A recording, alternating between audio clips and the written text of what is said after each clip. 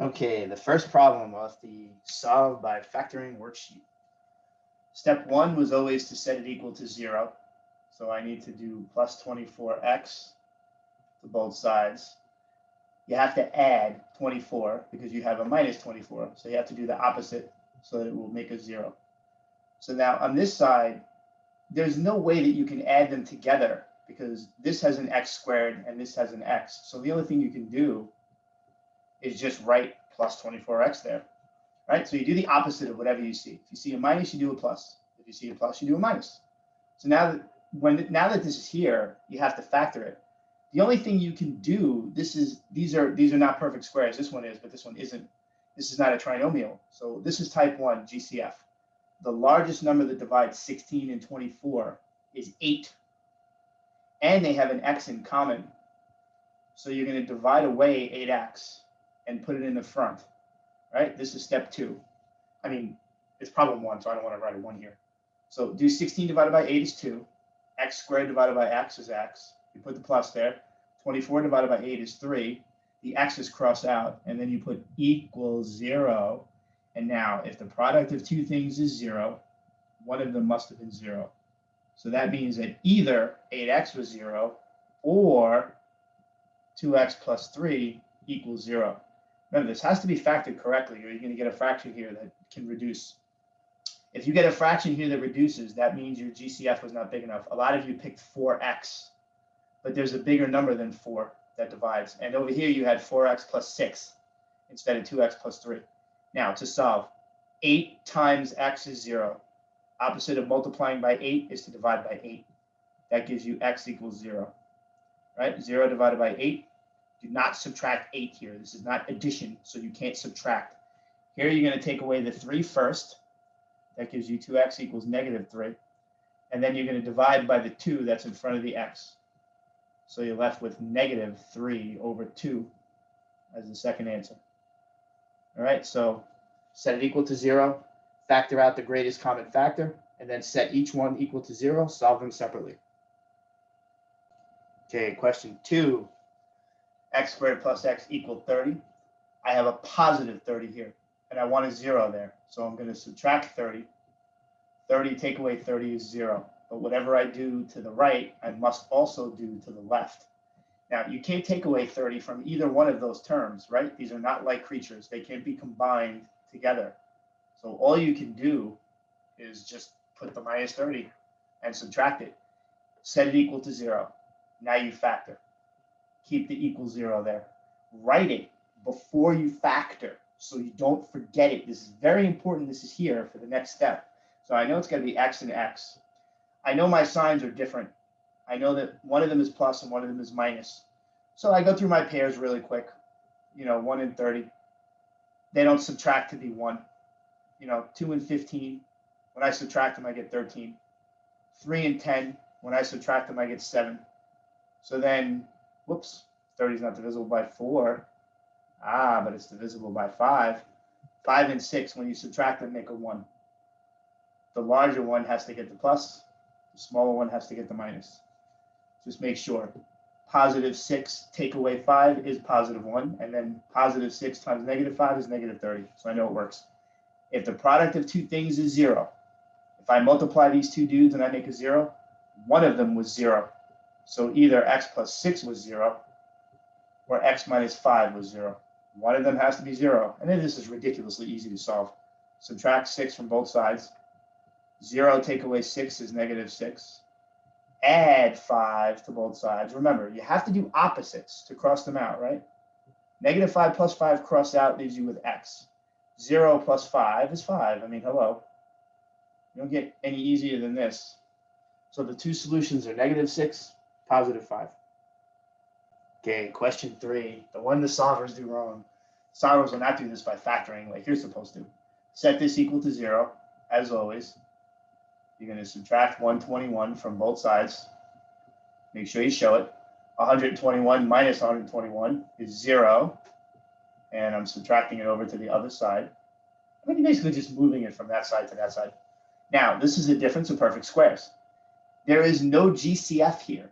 121 is not divisible by anything other. It's certainly not divisible by 4 or 2. This is an odd number. So the only way to factor this is to do the difference of perfect squares. Something times itself to make 4x squared. So you need 2x and 2x. And then you need something times itself to make 121, which is 11. One dude gets the plus, one gets the minus. And as always, if the product of two things is 0, one of them must be 0. Again, you've got to make sure, I wrote that really horrible. You have to make sure that equals 0 is there, or you can't do this next step, which is critical. Multiply two things and I made 0, so one of them was 0. So now you get two equations to solve. These are not going to come out nice. They're going to come out to be fractions. First, I subtract 11, cross that out. So you get 2x equals negative 11. Then I divide by 2, cross it out. So you get x equal negative 11 over 2. Over here, you're going to get the same thing. It's just going to have a different sign. Add 11, and you get 11 on that side, right? 0 plus 11, and then divide by 2. So they cross out, so you get 11 over 2. So your answer, if you want to write it a little more sophisticated, and you should get used to seeing this, you can write plus or minus 11 over 2.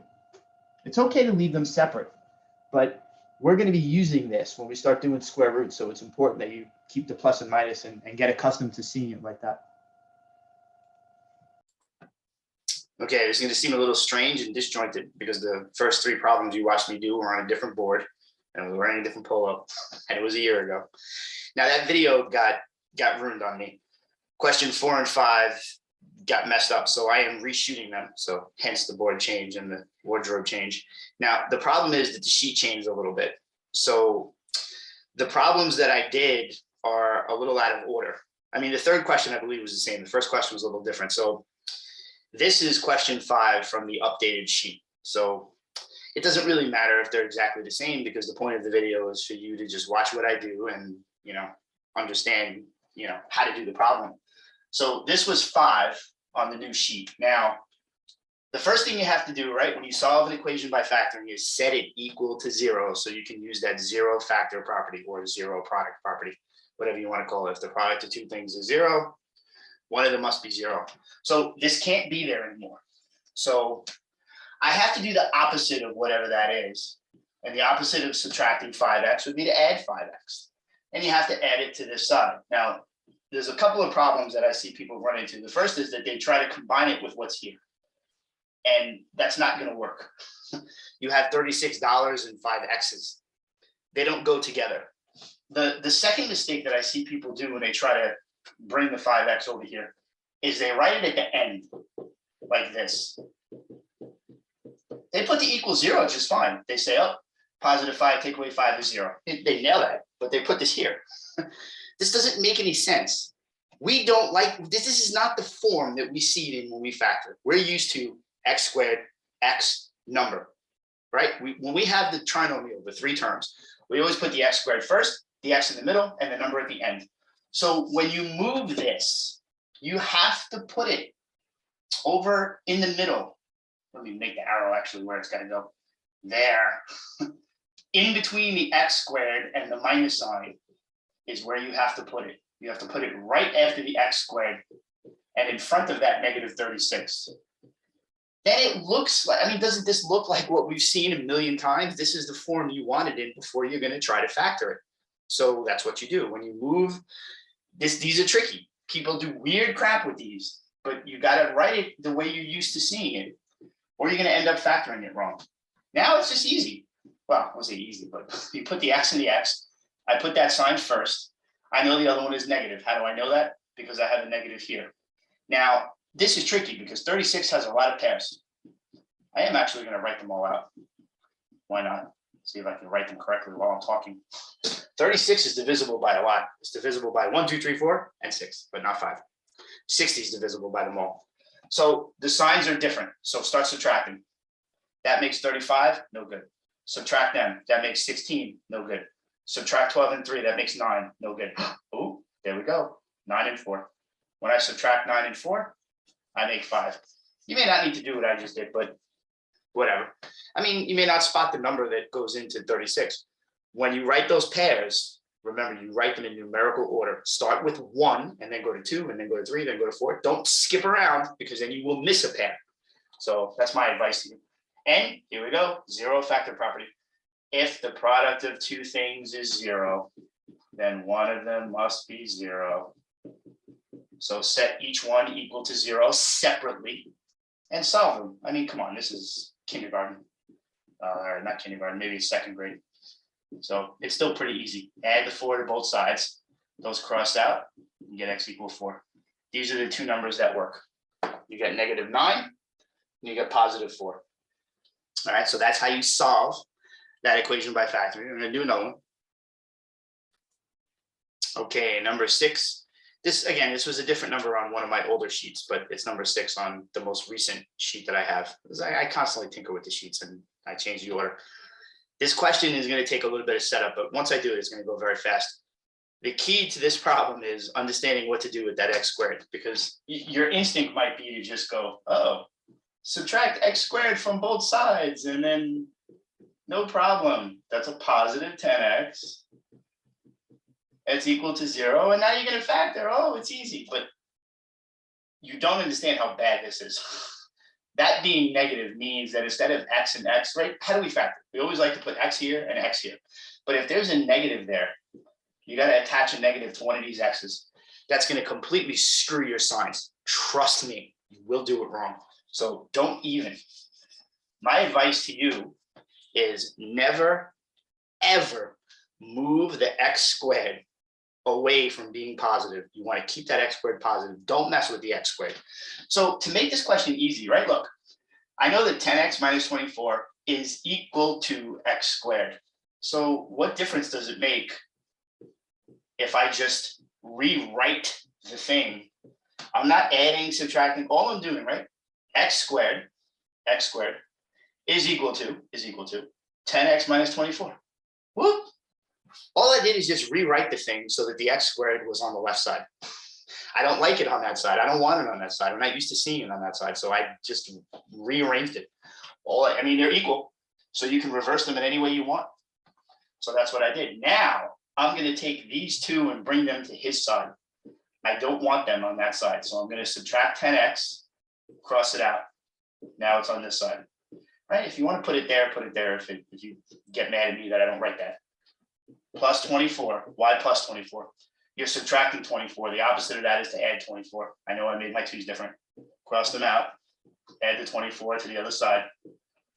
Right? This is how you eliminate things from one side to the other.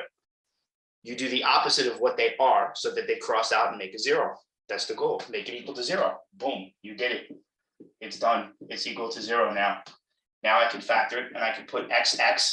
This is so important. This is what we're used to. We're used to doing this in a certain way, right? We put x and x, we do our signs, we do our pair. If you make that x squared negative, then everything I taught you is gone. And you have to just wing it and try to figure out the signs on your own and the pairs on your own. It's a disaster. So again, don't make that x squared negative, whatever you do. Now, I know this sign goes first. Now, I have a positive 24. So whenever I multiply these together, I got a plus. That means that this one must be negative. A negative times a negative is a positive. So the signs are the same. When that number is plus, the signs are the same. So the only pair that's going to work now, like you might think, oh, 12 and 2, 12 and 2. But when the signs are the same, you have to add the pair together. And that makes 14. That doesn't make 10. So the only pair that's going to work here is going to be 6 and 4. When you add 6 and 4, you make 10. Negative 6 times negative 4 is positive 24. And once again, if the product of two things is 0, one of them must be 0. Say it 40,000 times. And then solve. Add 6, that crosses out. Add it to the other side. Add 4, cross it out. Yay, all done. And again, if you want to be sophisticated and fancy and make it look prettier, you can just say x is 6, comma 4. You don't have to write them two separate, whatever makes you happy. All right, so those are to solve by factoring. Again, the key step is get it equal to 0. If it's not, make sure it's written in an order that we're used to seeing it. Make sure the x squared is positive. And, again, just it's all about watching your signs. That's always the number one mistake is people mess up the signs. All right, so good luck with these. I'm going to try to splice this into the video and keep my fingers crossed. It's hard to do. See how well and seamless it works out.